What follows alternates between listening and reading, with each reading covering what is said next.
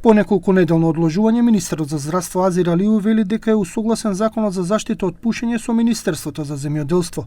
Причината зошто законот не се најде во владина процедура, иако беше најавено дека тоа ќе се случи пред 2 недели, е тоа што било утврдено дека одредени одредби од законот за заштита од пушење се во спротивност со законот за тутун.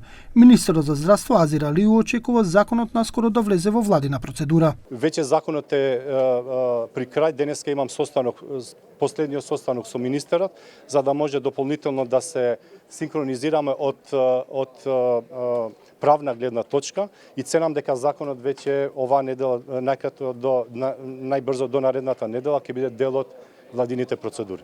Законот за заштита од пушење предизвика остри реакции кај малите трговци, но и кај производителите и дистрибутерите на тутунски производи, бидејќи сметаат дека новите ограничувања може да влијаат врз нивното работење и врз легалниот пазар на овие производи. Клучните забелешки на малите трговци се дека дел од предложените решенија може да влијаат врз нивниот приход, имајќи предвид дека продажбата на тутунски производи носи значителен дел од прометот во малите продавници и трафики.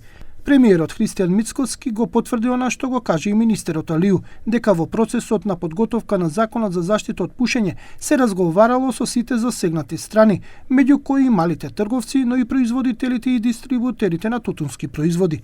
Сепак Мицкоски порача дека новиот закон ќе мора доследно да се почитува, особено во делот на забраната за пушење во затворени јавни простории, оценувајќи дека досега постојните правила често не се почитувале. Дополнително, според него, неприфатливо е користењето ароматизирани вајпови кои стануваат се попривлечни за малолетниците.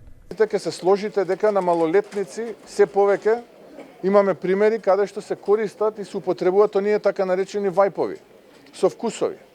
Тоа не е во ред.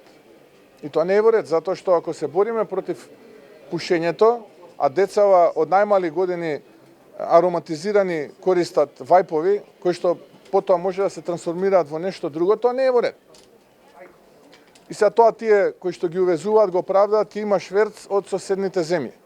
Производителите и дистрибутерите предупредуваат и на можни фискални импликации, посочувајќи дека годишно во буџетот се проценува дека се слеваат околу 350 милиони евра од акцизи, царини и даноци поврзани со тутунската индустрија, како и околу 200 милиони евра за од откуп на тутун, при што постои ризик дека дел од приходите ќе се намалат доколку се зголеми нелегалната продажба.